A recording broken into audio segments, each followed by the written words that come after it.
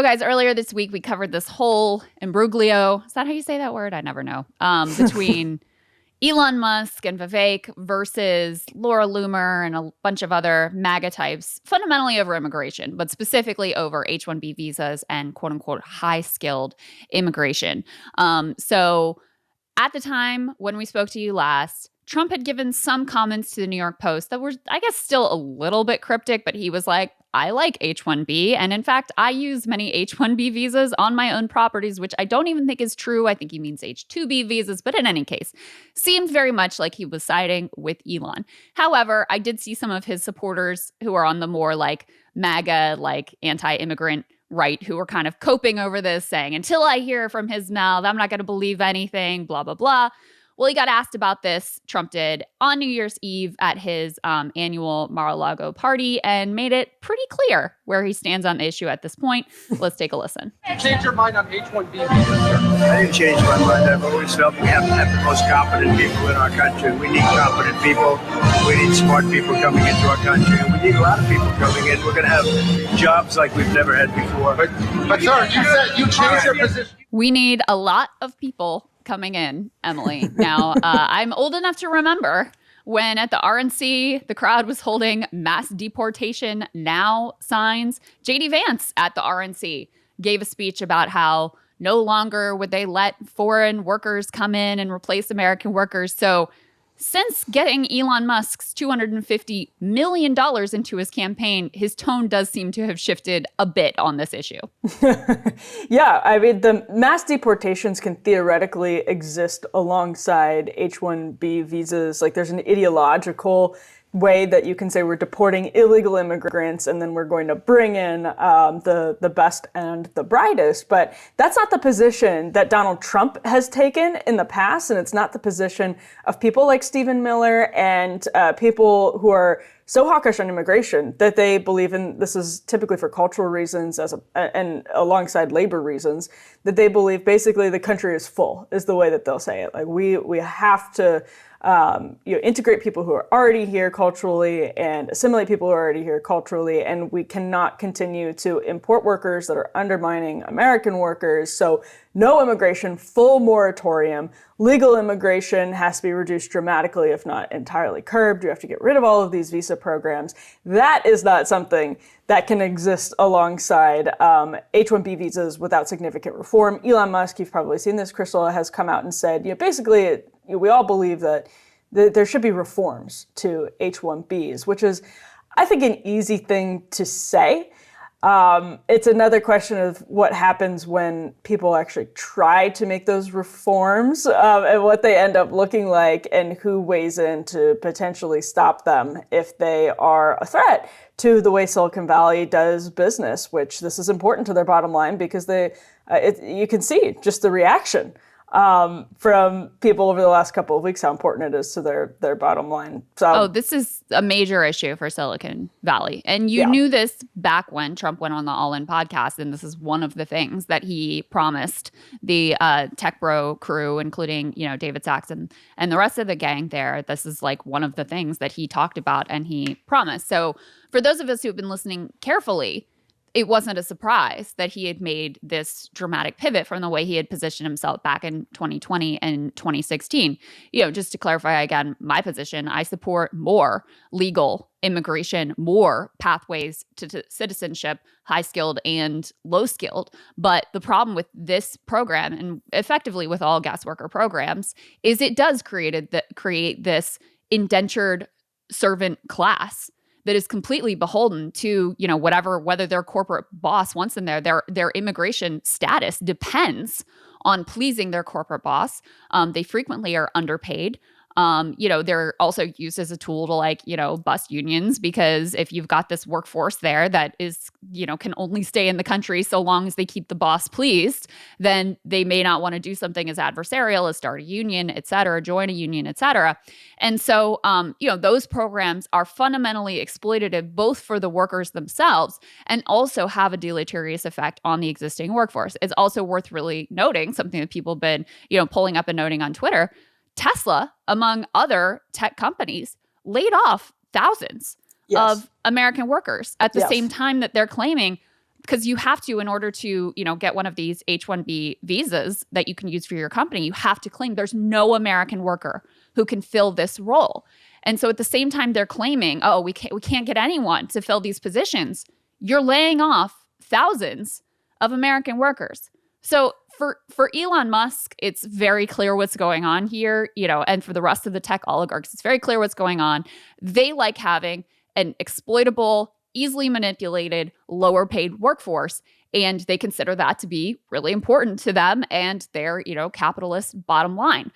Just to show you, to give you a little visual representation of Elon's influence here, you can see him here, vibing with Lil X on his shoulders, who is absolutely adorable. So cute. Partying with Trump at Mar-a-Lago.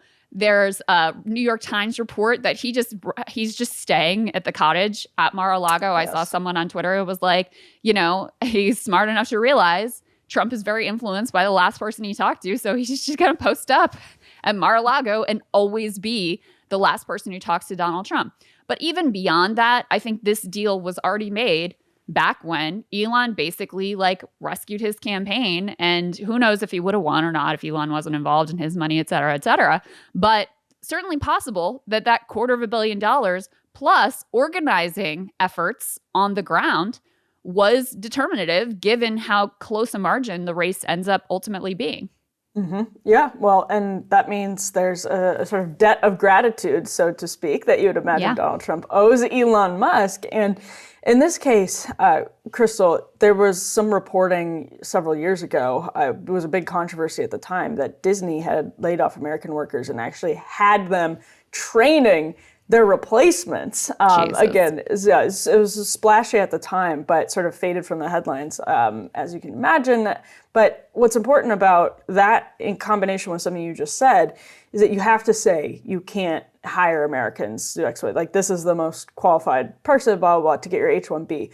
That's already a protective measure intended to be in the law. And so when you come in and say, I'm making reforms, this is going to be even more stringent. Well, Silicon Valley, if they stop protesting, usually means they found a way around whatever the reform is. It usually means they feel comfortable that they can still continue to hire people with these ways that are beneficial to their bottom lines and undercutting American workers. Because if you look at what happened with Disney, for example, it just raises this obvious point, which is if they can do it, why wouldn't they? Mm-hmm. If they are about maximizing shareholder value, why would they not do that if they can do it, if they can get away with it? Obviously, they don't want the negative media attention that was fairly disastrous for Disney, but now nobody even knows it really happened. So if they can do it, why wouldn't they? And that means they're always... That's Trump's rationale, too. I mean, he apparently has maybe has applied for a few H-1B visas, which are the, knowledge workers. H-2B applies to hospitality and other seasonal work, so hospitality, agriculture, things like that. He has long used at his properties many H-2B visas.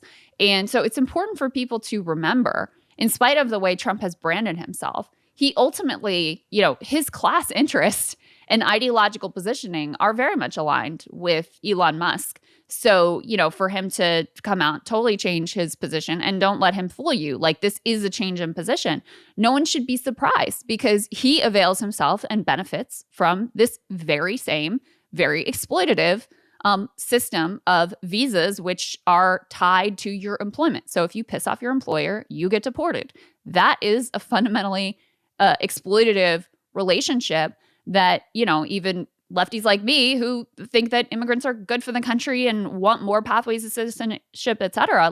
This is a bad way to do immigration, because it's bad for the person coming in, and it's bad for the workers that you are undercutting with these lower wages and more exploitative labor practices. Yeah, it's not as though there's no way to bring in the best talent in the world. Mm-hmm. I think that's entirely possible. But the way these laws are written, are you can poke them full of holes like Swiss cheese. If you have, the resources and you're a massive firm, multi-billion-dollar company, or anything like that, you can find a way around all of these different things that might hurt mid-size or smaller businesses who are trying to use the same practices. And that's why there's no, yes, H-1B visas, if you put Stephen Miller in charge of them, that's a threat to Silicon Valley. But there's always a confidence in the industry that they're able to write these laws in a way that still works for them, even if there are restrictions or reforms or whatever. So that's why I take seriously the idea that the program should be reformed if it's espoused by or endorsed by people like Elon Musk. I think that's great, but incredibly suspicious that it would really happen in a meaningful way. Let's take a look, just for the record, at a compilation of how Trump talked about this issue in 2016, how he talked about it in 2020, and then we've already played for you what he just said, indicating, quote, "We need a lot of people coming in." Let's take a listen to this. Nobody knows the system better than me. I know the H-1B. I know the H-2B. Nobody knows it better than me. I know the H-1B very well, and it's something that I frankly use, and I shouldn't be allowed to use. We shouldn't have it. Very, very bad for workers. As we speak, we're finalizing H-1B regulations so that no American worker is replaced ever again. H-1Bs should be used for top, highly paid talent to create American jobs, not as inexpensive labor program to destroy American jobs. So there you go. And then they just play the 2024. And he's not the only one, Emily, this was kind of funny, who has really changed his tune with regards to this very specific topic. So Vivek Ramaswamy, who on Monday, you probably recall, we covered, he put out that tweet like attacking American culture as being mediocre and pushing towards mediocrity because of our sitcoms that we watched in the 90s and hanging out at the mall or whatever, all in order to back up Elon's position and now Trump's position on H-1B visas. Back in October, not like years ago, I'm talking about literally this October 2024, he sounded very different on the topic. Let's take a listen. A lot of the people who have come here through the H-1B system would tell you, as I would, that it is just a broken system no matter who you're seeking to serve. For example, you want to talk about special interests and lobbying? This is direct Silicon Valley lobbying that said that if you get your H-1B visa and you're hired by one company, you're effectively like a slave. You can't switch to a different company. That's not a free labor market. So there's so much that's broken and bureaucratized. Here's the next question about the H-1B visa system is why the heck do we do it on the basis of a lottery when you could actually just select the very best people? So there's a lot that's broken about the administrative state, the bureaucracy. My general approach is when something's broken in government, you can't really fix it when it's lasted that long. You need to shut it down, start with a blank slate, and rebuild from scratch. And that's just a stylistic point that I've applied to this issue as to any other. So that last part where it's like, there's no reforming it, you just got to get rid of it, is particularly important because people had surfaced some of his comments before that were critical of H-1Bs. And he's like, I didn't change my position. I've always been for reform. I'm still for reform. But this makes it pretty clear, like, no, you weren't just talking about reform. You were saying a broken system, you really can't fix it. You just got to get rid of it altogether. And so, he really is kind of caught here also, I guess, deciding to kowtow to his fellow billionaire. He is also a billionaire, although I guess a lesser billionaire than Elon Musk. He's a mere single or double billionaire as opposed to whatever Elon Musk has. But, ultimately aligning here with his own class interests. Yes, that was a fairly detailed and substantive, well thought out argument against H-1B visas, Krystal. Yep. There's no way around it. And what sucks for the American worker is it also used to be something that a lot of people, even like higher profile people, Bernie Sanders on the left, used to make a substantive and serious argument against as well. And it just, it's so, to your point about Silicon Valley, it's so valuable to them that we've seen those arguments just sort of melt away. And this idea that it could be reformed without, as Vivek said, I actually basically agreed with what he said in that conversation that we just played, because when you start, quote unquote, reforming things, you end up with those holes like Swiss cheese being poked in by lobbyists and industry, which is the system that we have now. It's the system likely we would have under a seriously reformed version of H-1B visas. So to see the change in rhetoric is just it's a small sample of what American workers have been dealing with for decades from the political class. Yeah, it is quite remarkable. I mean, I think when we talk to Roe, I think he's got some good ideas and working bipartisan in a way to reform the program. But as long as immigration status is tied to job status, that's going to end up in, exploitation.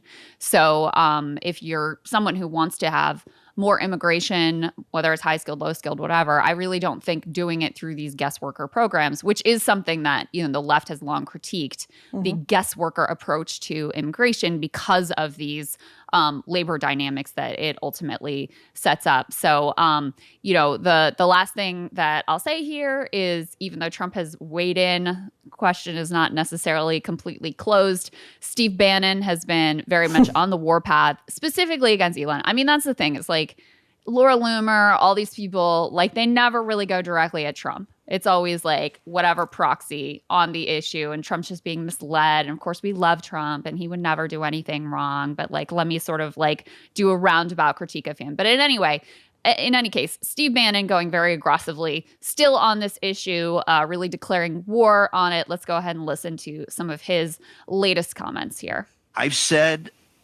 many times that Elon came and Elon's money helped organize the grassroots effort. In his engineering mind, he saw what the problem was as we saw it, and he supported it. And for that, he gets a place at the table. There's no doubt. You should. It's $250 million in June, not an entire cycle, in 5 months. But that dinner with Sachs and that check from Elon came at Biden's, when Biden, in the debate or right before the debate, and Biden, they kind of saw the numbers of where this thing was heading. They're recent converts, and we love converts.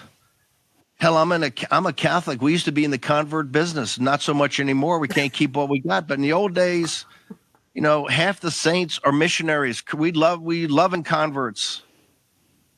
But the converts sit in the back and study for years and years and years to make sure you understand the faith and you understand the nuances of the faith and understand how you can internalize the faith. Don't come up and go to the pulpit in your first week here and start lecturing people about the way things are going to be. If you're going to do that, we're going to rip your face off. Because you can't beat us. We're not beatable. This army of the awakened is not beatable because we're relentless, and we will never surrender, and we will never slow down. So there you go. We'll rip your face off. We're not beatable. Never surrender. Never back down. I don't know. What do you think is going to happen with this? Because I sort of feel like now that Trump has said his piece, they are going to just like get in line. And I also find it creepy to compare the support for a politician or a political movement to religion. Being a convert to a religion, I find that a little disquieting myself. But anyway, go ahead. Well, I think it's interesting that it gets to this question of how sincere their conversion to continue that to the Church of MAGA actually was. Bannon is not gullible. He's not, sort of a silly person. Like he obviously understands that their conversion, the sincerity of their conversion is very much in question. What part of MAGA do they actually agree with? And they agree with kind of the Doge part of MAGA, but the Doge part of MAGA and the don't touch entitlements part of MAGA, the everyone will have healthcare part of MAGA, which means different things, obviously, depending on where you catch Trump in the Republican Party on any given day. Donald Trump tried to come to the table with Nancy Pelosi on DACA in his first term, which is easily forgotten. What MAGA means to Donald Trump and what MAGA means to Steve Bannon and Steve Bannon's many, many followers and listeners and the grassroots of the Republican Party, Tea Party activists who have been all around the county Republican Party headquarters across the country for years. It means something very different to Elon Musk and to Steve Bannon and to Donald Trump than it does to those people. Steve Bannon is more has his finger more firmly on the pulse of what that looks like to the actual party faithful and grassroots. So the question, I think, Krystal, is where the stacks on priorities. So if Donald Trump and Elon Musk continue to say, we're plowing ahead with H-1Bs, maybe they do lift the cap, which is what kicked this all off, was the AI appointment putting out a tweet that said we should lift the cap. We should have unlimited, basically. If they did something like that, it's one thing to just go along with the existing system. It's another thing entirely to say we're blowing up the system. There's no caps anymore. We're bringing over all of these people to compete with the American workforce. If they did that, Bannon's going to continue to absolutely raise hell. And Bannon's followers will continue to absolutely raise hell. And I don't think it goes away. If they just sort of keep the system as it is, I mean, then I think everyone just kind of goes along for the ride. But the question is what level of priority it stacks up as, and that'll depend on, I think, what we see right away. Well, because they are going to do some day one executive orders in the direction of quote unquote mass deportation. You know, how aggressively they move in that direction or not is a, still open question. But yeah, you've still got Stephen Miller in there effectively. And what's his face? Tom Homan, who's really, very aggressively immigration hawkish, restrictionist, who is the immigration czar. So you still have some very hardline people who are going to put together a series of very hardline policies with regard to deportations. So yeah, I think that'll satisfy the Steve Bannons of the world. And frankly, I think most Trump supporters have proven themselves to not be particularly ideological. It is more of a cult of personality than it is a consistent ideological movement. Because if it wasn't, like, he's already betrayed the supposed tenets of Trumpism many times. Like you said, trying to make a deal with Nancy Pelosi on DACA in the first administration, making his primary achievement in the first administration a giant Paul Ryan tax cut for the rich. And there was never any revolt among the MAGA base over any of these things outside of like some minor complaints, minor bickering. And I don't see that as being any different this time around. The last thing I'll say on this with regard to the billionaires is there's a reason why these billionaires flip back and forth between the parties. It's not because they're having some like based awakening. Yeah. It's because they're going wherever they think they can get the best deal for themselves.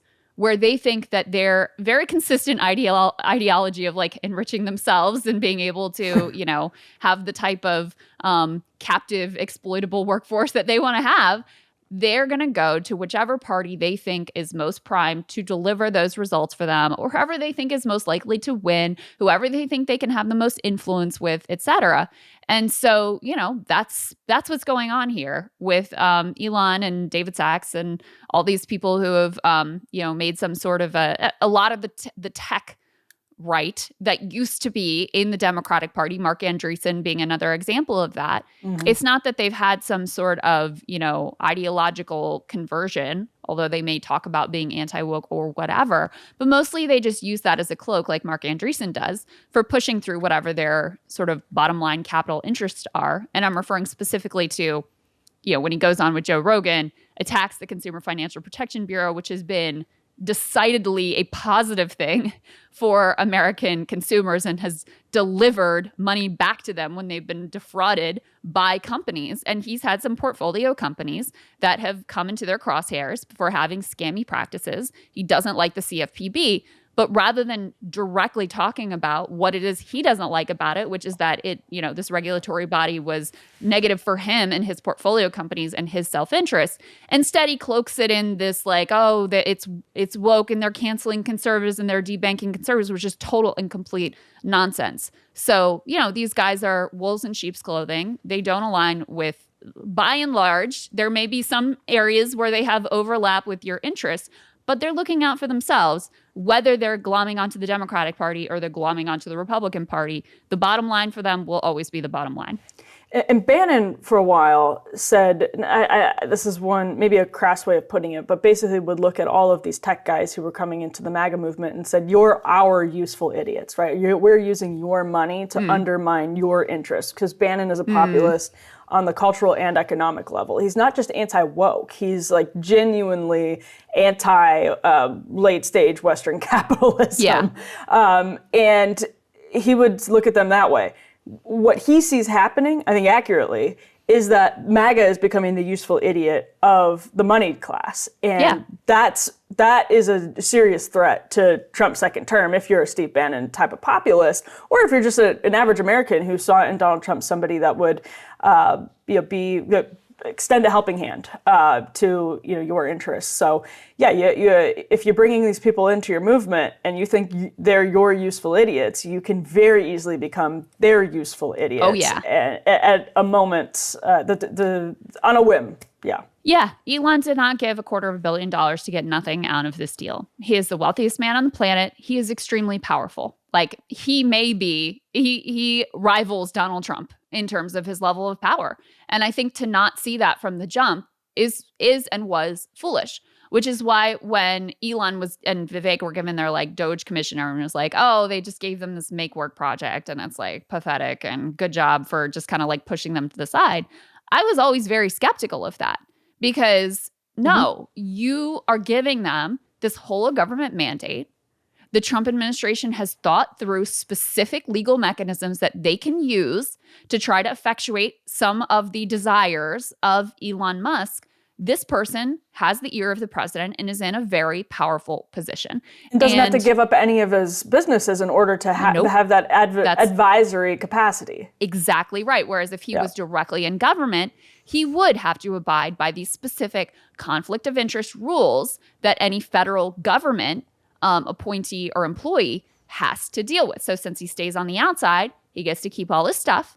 But that does not mean that his power is ultimately diminished. And that's what really, like, outside the specific of H-1Bs and H-2Bs and all of the, like, you know, the policy wonkery here, that's the meat of why this story is so important, is because you have your first very clear ideological difference between the Steve Bannon, Stephen Miller, you know, Laura Loomer, and Coulter, that wing of the party, and the Elon Musk, billionaire capitalist wing of the party. And Elon won, and it wasn't close.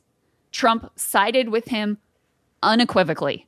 So if there was any question about how this was going to go, I think we got a pretty clear answer this time around. And there's no sign of, you know, there were all this like, oh, maybe Elon's going to overstep and Trump's not going to like it and blah, blah, blah. There's no sign of that. They seem to be getting along famously, fabulously. I'm not sure Trump really cares that much about what happens in this administration. He's staying out of jail. He doesn't have to run for re-election again. He can do what he wants to do. He doesn't have to care what MAGA thinks of him or Steve Bannon thinks of him ultimately, because he doesn't have to get re-elected. And he rightly calculates that at the end of the day, they're all just going to probably go along with what he does anyway. So I think that's, you know, it's a preview very much of things to come. Yeah, absolutely. It would have been interesting, actually, to see if Donald Trump had disagreed with Musk on H-1Bs, how Musk would have reacted to that. So he has a lot on the line.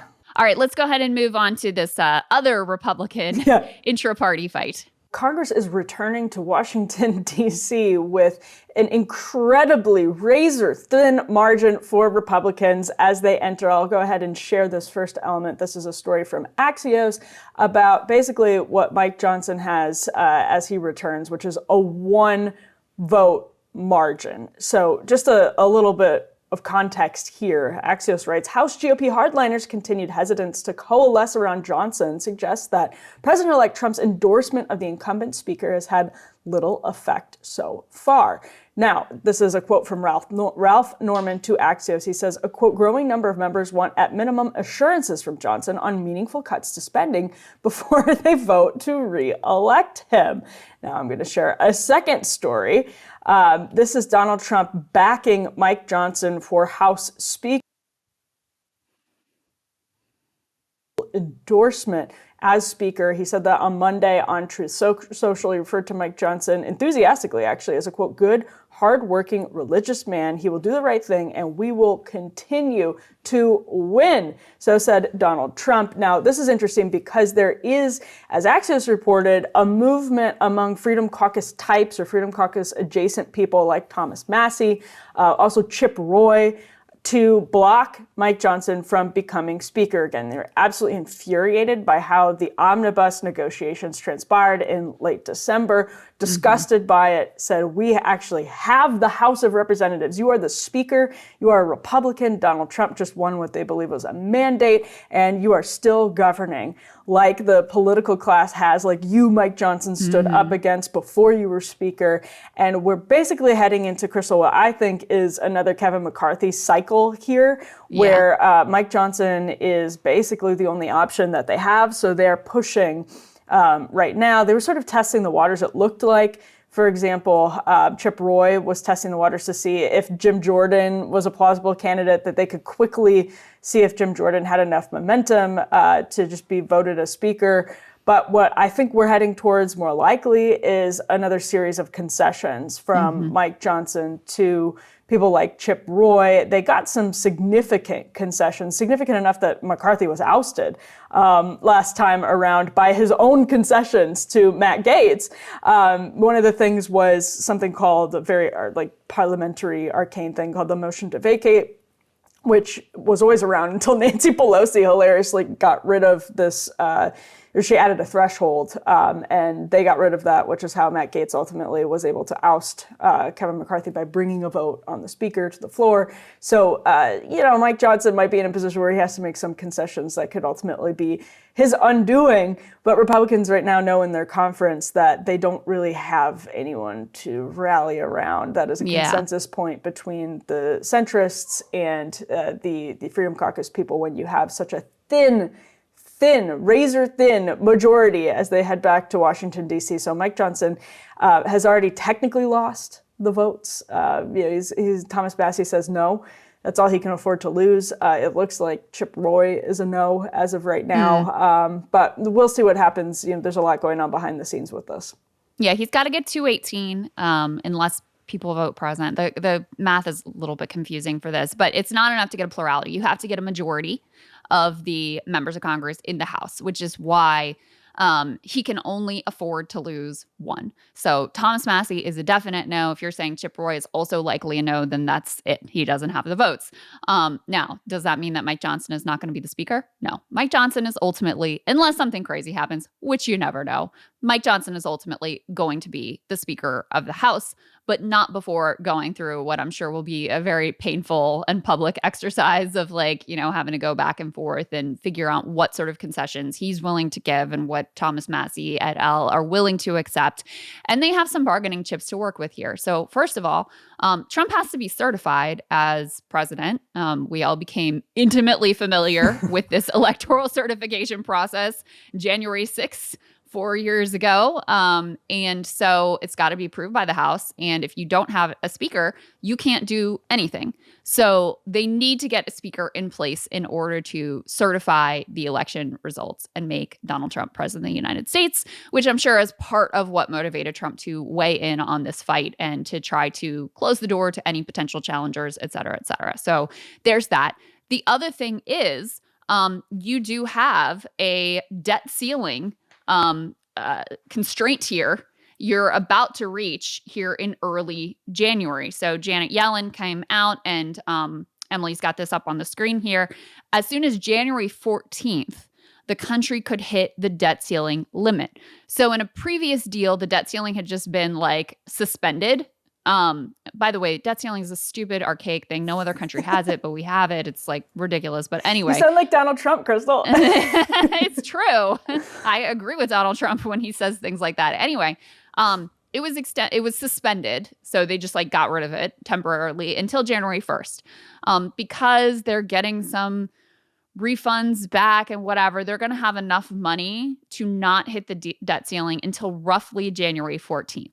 Even that is not a hard limit because then they can do what's called extraordinary measures, which means they move around the order of the payments, et cetera, to extend what period of time they have. However, it's kind of once you hit January 14th through the 23rd, somewhere in that range, then the clock is really ticking and you really actually have to deal with this. People like Thomas Massie, they'll go out and Chip Roy, they'll say oftentimes they're just I'm not voting for a debt ceiling increase, period, end of story. We need to cut spending. That's their ideology. That's what they believe, and they're pretty consistent about it. So that's part of why they were so upset about the omnibus. Trump was upset about the omnibus because it didn't extend the debt ceiling, which creates immediate problems for him as his administration is coming in that he has to deal with. But in any case, that's one of the sort of chips that they can play in terms of trying to extract whatever concessions they want ultimately out of Mike Johnson. And then you have to remember, it's not just the House that we're talking about here. Any sort of, spending cuts, et cetera, that also has to go through the Senate, where as of right now, you also have to get a filibuster, proof 60 votes, which requires a collaboration of Democrats. So again, Mike Johnson's going to be speaker, but it just illustrates there's a lot of tricky issues that Republicans are going to have to be dealing with here in the coming days. This first speaker vote happens literally tomorrow, in the coming days and weeks as Trump takes office. Yeah, and to your point, Krystal, this is all, everything you just outlined, that's leverage. That was leverage that they understood they had with Kevin McCarthy, and it's leverage that they know for sure they have now. So some of this is them saying, I actually can't take a vote for you. Like, my constituents do not want me to vote for you. They don't want me to vote for this debt ceiling. Like, I can't do it. So you need to give me something so that I can tell them. You need to give me reason to make this okay. And so that's the leverage they have behind closed doors, and actually, out in the open right now, you're seeing some of this happen.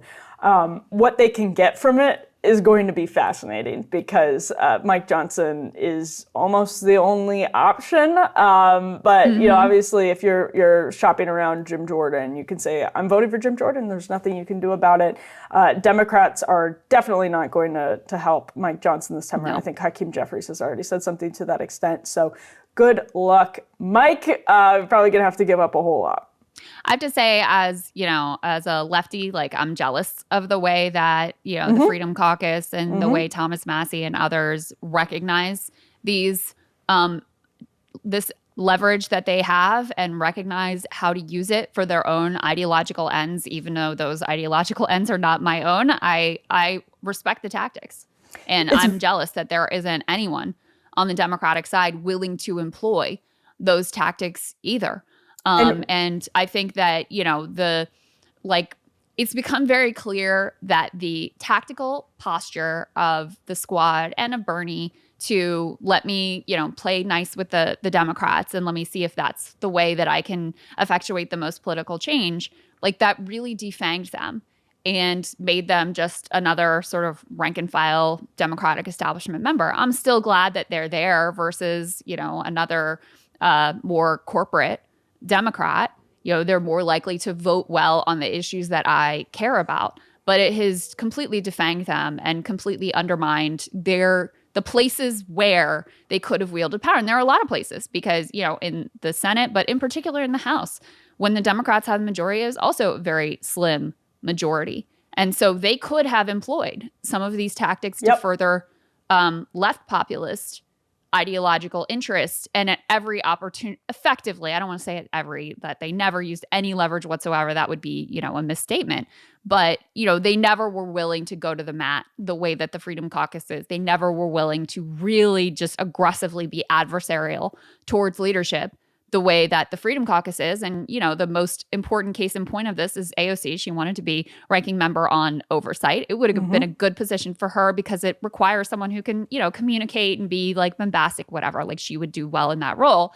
And Nancy Pelosi actively, even after AOC did so much for the party and was a good girl and fell in line and did all the things they wanted her to do and advocated for Kamala and backed Biden and all that stuff, even after all of that, and she reportedly promised, I won't even back primary challengers to incumbent Democrats, they still, behind the scenes, Nancy Pelosi pushes forward her chosen candidate, Jerry Connolly, and blocks AOC from that position. So it was a failed tactical decision, and I am envious of the Republicans' willingness to play hardball in these negotiations. Yeah, I mean, Ryan and I pushed Greg Casar, the incoming chairman of the Congressional Progressive Caucus, on exactly this. So if people want to see that sort of back and forth, go check out Counterpoints Friday from about a month ago, because I've always had the exact same question. And this gets to what I think might happen over the course of the next couple of weeks with the Republican conference, because fundamentally, the post-Tea Party, this is very much came out of the Tea Party. The post-Tea Party attitude of people like Chip Roy was bolstered by certain populist Republicans who came from the Tea Party wave themselves saying, oh, I know my constituents are behind me. And not only are they behind me, they don't want me to go in here and make bad deals with you. They want me to make either no deals or good deals. And that's why we may see people like Chip Roy, like it's actually possible that they don't go along to get along with Donald Trump. We saw Donald Trump actually attacking Chip Roy a couple of weeks ago when the omnibus was on the table and Chip Roy was threatening that.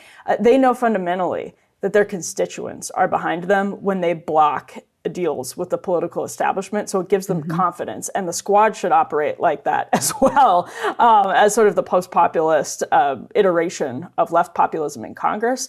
I shouldn't say post-populist, but the populist wave iteration in Congress. They should know that that's where their constituents are too.